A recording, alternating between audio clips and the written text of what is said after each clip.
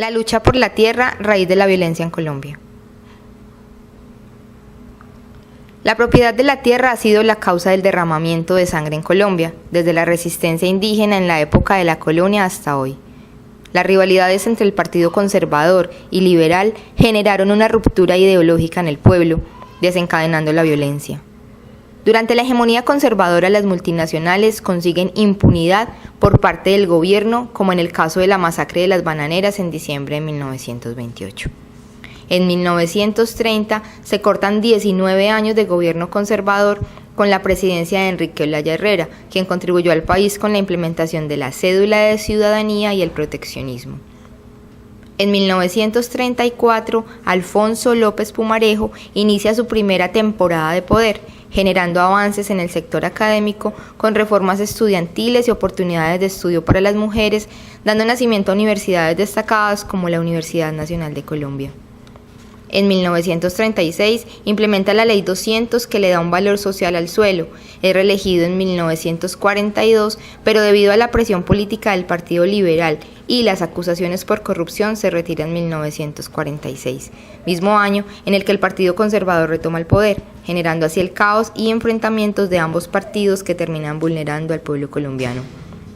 Esto da chance al joven Jorge Eliezer Gaitán para convertirse en la esperanza del pueblo. Ante la gran acogida de este caudillo, el gobierno conservador se siente amenazado, de manera que lleva a cabo el magnicidio de Gaitán el 9 de abril de 1948, siendo este el centro del llamado Bogotazo y a su vez el detonante de la violencia en su primera etapa. Es así como el Estado de la época se siente presionado y da nacimiento a los pájaros en el Valle del Cauca y a los chulavitas en Boyacá, quienes tenían la misión de cazar a la chusma y a toda persona considerada como liberal.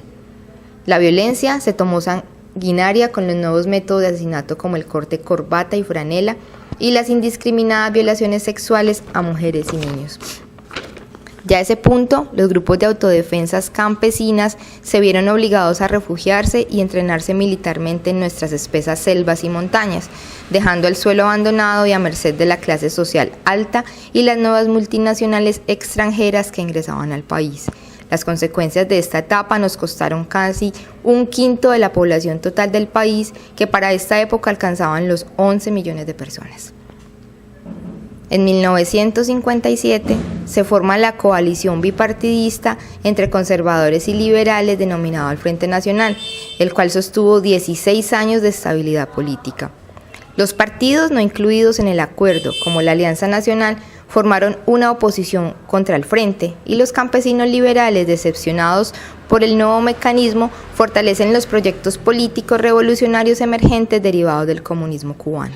Las pocas respuestas del Frente y el cada vez más complicado conflicto por el suelo hicieron caldo de cultivo para un nuevo conflicto armado.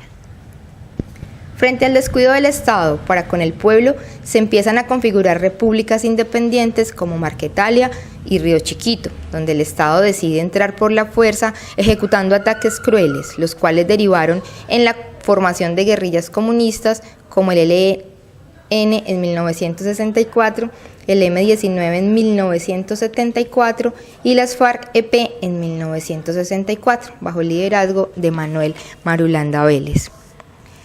El conflicto se agudiza cuando se implementa la doctrina de seguridad nacional organizada por los Estados Unidos a través del Plan Colombia, que tachaba a cualquier opositor al Estado o liberal como guerrillero dado de baja a este, desencadenando así fuertes ataques contra los sectores obreros, agrarios y estudiantiles. Algunas organizaciones se reincorporan en los años 80 y 90 tras las represalias del Estado, pero sus líderes representativos ya habían caído. En la actualidad, con los diálogos de La Habana y la firma del Tratado de Paz del 24 de noviembre de 2016, se busca el paso de las FARC-EP a partido político legal, pero esto se ha visto frustrado gracias a la falta de voluntad de paz del Estado colombiano, el asesinato a líderes sociales y a la manipulación mediática desencadenada en la ignorancia del pueblo. El Estado actual ha desplegado su política empobrecedora para colocar nuestros recursos naturales y territorios a disposición del poder económico, cortando la posibilidad para un país equitativo y digno, lo que constituye una situación de desarraigo por la tierra y el campo, sobre todo en las nuevas generaciones campesinas, quienes deshabitan las montañas, permitiendo que el Estado entregue la riqueza de nuestro territorio al capital extranjero.